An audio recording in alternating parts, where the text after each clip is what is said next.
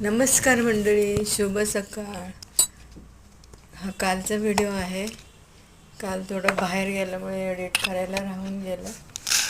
तर काल सकाळी थोडा नाश्ता केलाच नाही आहे. तर 11 वाजता लागली भूक, म्हणून म्हटलं आता काय करायचं. तर घरामध्ये 2 चिवड्याचा प्रकार होते आणि चिरमुरे पण होते. म्हणलं आता चला सुकी भेळ करू. तर हे दोन्ही फरसाण मी एकत्र केले, चिरमुरे घातले, थोडे टमाटा, एक कांदा, 2 मिरच्या, कोथिंबीर घालून भेळ तयार केली. थोडं धना जिरा पावडर, लाल तिखट घातलं. इतकी छान झाली ना. थोडंसं मीठ घातलं चवीला आणि हाताने अशी चुरणली ना की टमाटा तिखट वगैरे मिक्स होतं, आणखी छान लागते, क्रंची लागते. तुम्ही पण बघा, तुम्हाला आवडली का? तुम्ही पण अशी करून खा भुकेच्या वेळेस. हे मी स्टोअर कशी करते बघा. भाज्या ह्या 6 डब्बे मी नवीन निघाले होते ना तेव्हा आणले होते, आणि ह्या भाज्या ना 2-2 महिने तरी पण राहतात. ह्या मिरच्या तर 2 महिने होऊन गेल्या बघा. परत ते रताळी इतकं दिवस चांगले राहतात.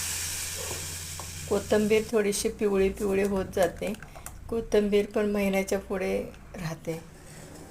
तर बघा मी कशी स्टोअर करते. तुम्हाला आवडलं असेल तर माझ्या चॅनलला लाईक, शेअर, सबस्क्राईब करा.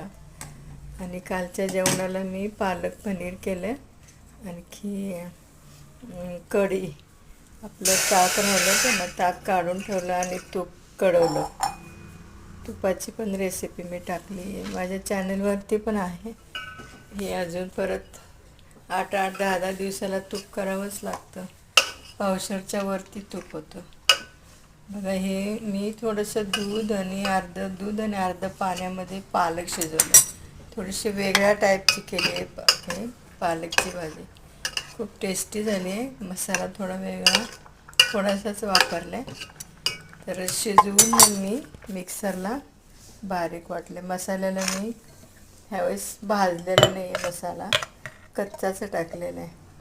कांदा, टमाटा, आलं लसूण, आणखी कोथिंबीर, हे सगळं मी बारीक वाटून फोडणी दिलेली आहे. फोडणीमध्ये मी तूप आणि तेल घालून मी जिरं टाकलेले, आणखी हा मसाला, आणखी आपली प्युरी, पालक प्युरी आणि पनीर मी तळून घेतली. कशी वाटली ही रेसिपी?